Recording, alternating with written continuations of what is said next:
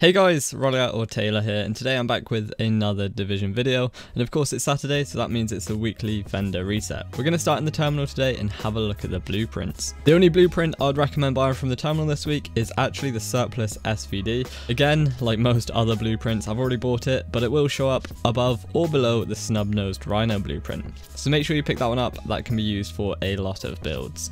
In the Camp Clinton blueprint vendor, there's again two not very good blueprints. There's a snub-nosed rhino blueprint, a bit like the terminal one, and a model 700. I wouldn't really recommend spending your Phoenix credits on any of these. So in the Camp Clinton special equipment vendor, there's a couple of nice weapons here. There's a G36 enhanced with ferocious, unforgiving, and focused. Reroll focused for destructive, and it makes a great PvE G36. As well as that, there's a M700 carbon. Now, it's not going to be as good as the one we had a couple of weeks ago, but this one's rolled with vicious, competent, and elevated. Reroll vicious for destructive would be my recommendation here. I actually skipped past it as well, but there's a nice liberator as well, rolled with commanding, determined, and meticulous. Roll meticulous for destructive, and it makes a great skill build weapon. All three of those weapons were in the Camp Clinton special equipment vendor. That's it for weapons. We're now going to have a look at gear this week.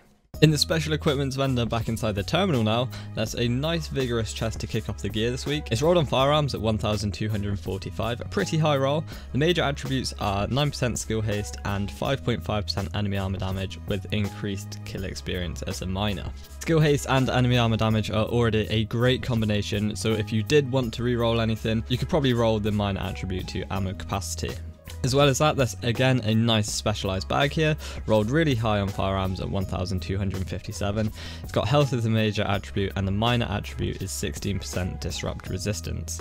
If you're going for skill, I'd probably roll health for skill power, but apart from that, again, another great bag. That's going to be it for gear. We're now going to move on to gear mods and then weapon attachments. So kicking off gear mods, we're in West 31st Street checkpoint. Here we have an almost max rolled Firearms skill power mod. The Firearms is at 266 and the skill power is at 3134. I highly recommend these for any skill build. This was in DZ West 31st Street checkpoint. In the opposite checkpoint at East 31st Street checkpoint, we have a max roll Seeker Mine damage at 4%.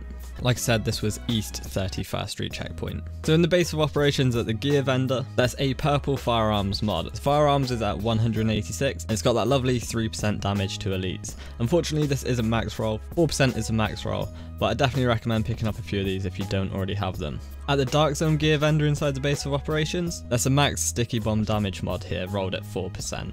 So now doing some weapon mods, and we're starting at East 46th Street checkpoint. Here we have an angled grip with stability, crit hit damage, and reload speed. Highly recommend some of these if you're looking to add some extra stability to your weapon. Comes with a great roll of crit hit damage as well. This was East 46th Street checkpoint. The last couple of weapon mods this week are in the DZ09 safe room. Here we have a heavy magazine spring, perfect for any Lone Star build. It's got crit hit chance, crit hit damage, and rate of fire on. As well as that, we have the Omega rifle suppressor rolled with headshot damage, crit hit chance, and stability. I'm actually going to pick up a few of these whilst I'm here.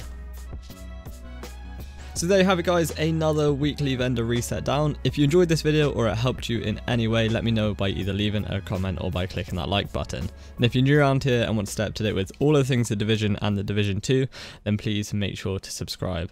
But as always, thank you so much for watching, and I'll see you all in the next one. Bye bye.